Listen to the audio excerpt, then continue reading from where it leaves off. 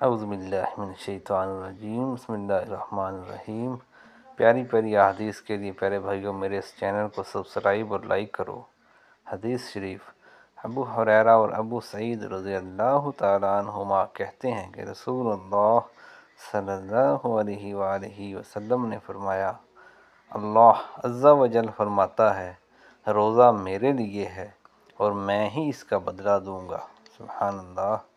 روزہ دار کے لیے دو راحتیں ہیں۔